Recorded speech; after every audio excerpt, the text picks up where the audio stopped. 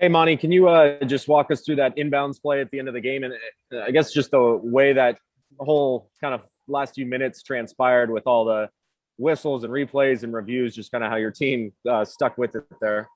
Well, I mean, you could sit here and talk about the plays being drawn up and all that. Our guys just made plays and we stuck with it. When the whistle didn't go our way and the ball went out on book, I thought we had really good poise during that time. And then when the free throws were missed, we talked about free throw box out all morning because we had situations in game one where we didn't free throw box out. And so Mikhail makes a great rebound. We get a timeout. And, credit to Jay. We were trying to get a lob for DA, and he had the awareness to just put it up there where DA could only get it. And Book sets a great screen. Jay makes a great pass. And it's just one of those things that happens where you're just grateful for it, the will of our guys to just stay with it. I didn't think we played great tonight, but we made enough plays to win the game. So there was a lot of things that happened. I got to watch the film to make sure I'm not confused by all the events that happened, but it was unreal execution at the end. And for us, like the mental stamina to just stay in there and not give up when it looked like it wasn't going to go our way. Next is David Brandt with the Associated Press, and then Kellen Olson. Hey, Monty. DeAndre just, that seemed to be an encapsulation of what he's turned into, just imposing his will, going to get that ball that was his, kind of like a receiver in the end zone or something like that. I mean, he was good all night. What did you think of, just what he's turned into as far as such a dominant force down? Well, he's starting to understand having a role doesn't limit you. You know what I'm saying? Sometimes when you tell a guy this is your role, they tend to think like, I can't do anything else. He just has a big role. And defensively, the rebounding, and then the ability to go at the end and get that ball where nobody else could go get it. Says a lot about his mental maturity. A lot of times you give up on plays like that when it's, that time on the clock. But I thought he showed a lot of stamina tonight physically too. I mean, he was running hard and rebounding in a physical game. I could go on and on about where he was to where he is now. He's just turning into a really dominant player on both ends of the floor. Next is Kellen Olson with Arizona Sports, and then Dave McMenamin. Hey, Monty, you mentioned Devin's screen, just the toughness for him tonight. Yeah. I mean, I heard the crowd going crazy, so it was either him or Chris coming through the entryway. And I know his face was swollen. I know he was in pain. But that's the will that I've been talking about that he has. And I thought the shot that he hit over Beverly was just booked. And Chris has been talking to him all year about just getting to your spot. Don't try to complicate it. He got to his spot and he made a big shot. And I thought his defense, like even though he had fouls tonight, he played physical defense. It's a playoff game. You got to figure out how the refs are calling it. But the screen, he said at the end, like the other option was if they made a mistake, just pop him, get a shot. But his screen was tremendous. Next up is Dave McMenamin with ESPN, and then Mark Medina. Back here. The play, the final inbound play, is that from your playbook? You pick up at any point, and the ankle, launch angle of the pass. Yeah, it's a different. Typically, run that more when it's like a typical BOB. It's pretty much a combination of something that Brett Brown used to run and Joe Prunty ran a play when he was here with the Suns. Tyson Chandler got that. It was like a slap in type play. So I wish I was that bright, but I'm not. I steal from everybody. The players, Jay just made a great pass. That's the deal. You put it where only DA could get it. Just great awareness by him. Is that something you guys practice that play? Nah, because you walk through it. There's so many situations you can walk through. We've never walked through them. We tried to run it earlier in the year, playing against Denver, And DA had to go up and catch it and bring it back down and try to score. I think he dunked it, but that was just Jay. Book screen and DA's ability to go get the ball. Those three guys in that play, and Cam and Mateo just getting out of the way. So, like I said, I wish I was that bright, but it doesn't work out that way for me. Next up is Mark Medina with USA Today, and then Gina Mizell.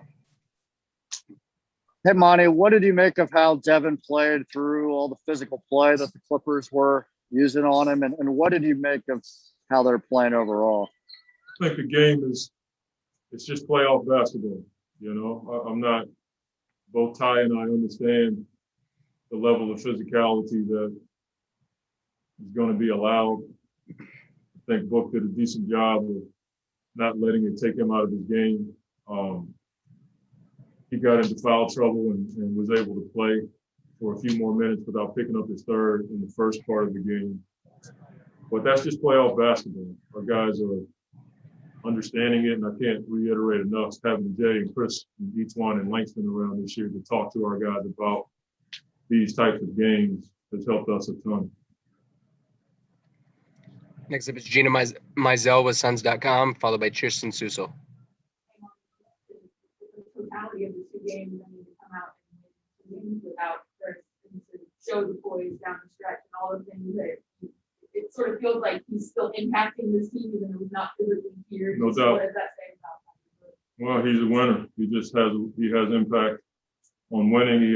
He's had an impact on the growth of our guys. He's had a huge impact on me. We had him on FaceTime in the locker room.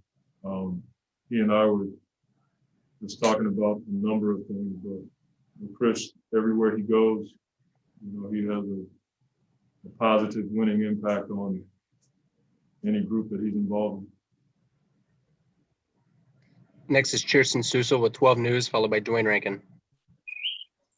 Hey, Monty, in 2 games without having Chris Paul in the building, Book goes off, has a career night with his triple-double on Sunday, and then tonight Campaign has a career-high 29 points. I know it's been a lot more than just them, but what can you say, just about your guys stepping up without Chris? I mean, we have depth on our team. It's young depth, but we have depth. And against a deep team like the Clippers, you just need it. You know, and there's not a lot of room for drop-off. When one guy goes down, we need the guys who are playing to play at a high level. And Campaign was tremendous tonight. His ability to get into the paint and score the ball was huge for us. Cam Johnson's been solid off the bench 2 games in a row. Dario gave us big minutes tonight. He hit a 3. He was decent in the paint tonight. Extremely good when they tried to switch on him and put a smaller guy on him. So you could go across the board and see the contributions from our team because of the depth that we have. Next is Dwayne Rankin with the Arizona Republic, followed by Mark Spears. Yeah, coach down here. Wanted to ask about the crowd on Paul George's free throw. That's something that element that wasn't there in the bubble. Oh no, it showed up tonight.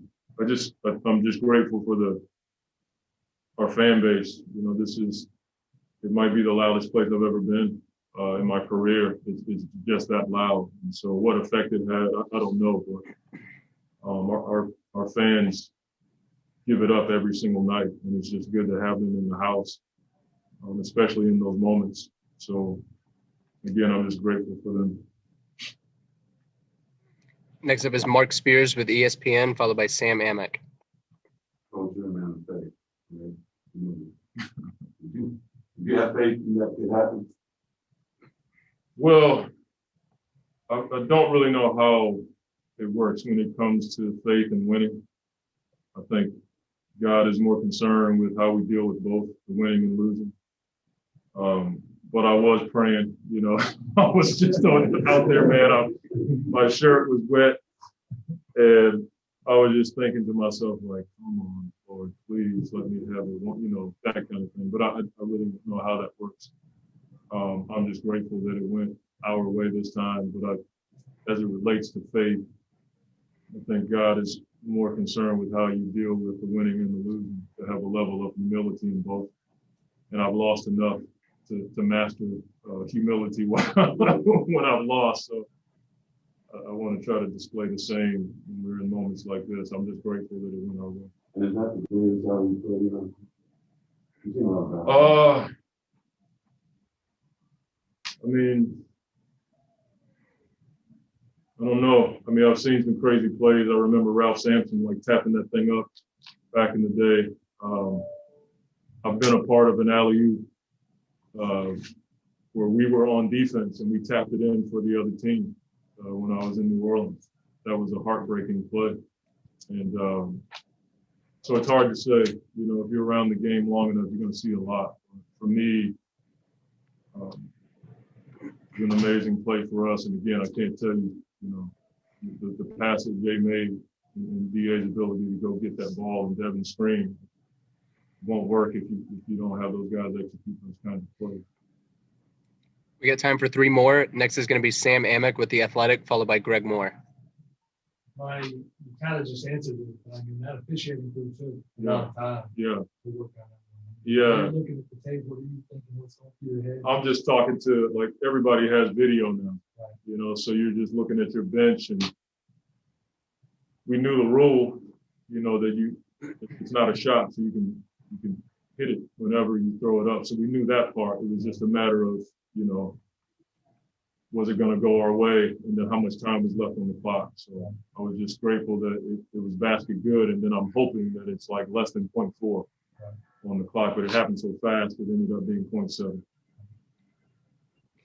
Final 2 questions are Greg Moore with the Arizona Republic and Chris Haynes. Coach Greg Moore, Arizona Republic. Congratulations on the win. I'm thinking about the last play. Devin Booker set a screen on Zubac. I was hoping you could help me understand how tough that is under normal circumstances and how much tougher that might be with a busted nose. You know, like I told everybody, he was probably playing with a great deal of pain from the time he got hit. I'm almost positive. I thought he broke his nose when I saw it. And then I was worried about the blood, you know, continuing to flow. But Devin, I said it last game, he has a tremendous will. His conditioning is, you know, unmatched. And the ability to go set that kind of screen, knowing that everybody's going to be draped all over you, said a lot about his willingness to make a play for his team. So it was just a cool moment for us, and we're just thankful that it went our way. Final question is Chris Haynes with Turner. Coach, as a series shift over to Los Angeles, you guys played there already before, but the arena, it wasn't packed. Yeah. Like it's going to be. Yeah. What is the mindset as a series shift? Well, I think it's a great question because we do have a young team and a lot of young guys who are playing in situations they've never been in before, but you can only get the experience by going through it. And playing in Denver helped because they had a ton of fans that were going nuts for their team. But I just think that the last part of our schedule, some of those games we played in Milwaukee and New York and on the road, I think that will help our guys. But I also feel like the veterans on our team will help our young guys navigate through all of that. And once you start playing, you know how it is. You just kind of lose focus on all that and you just focus onto the game. So I hope that's our approach as we shift the series over to LA.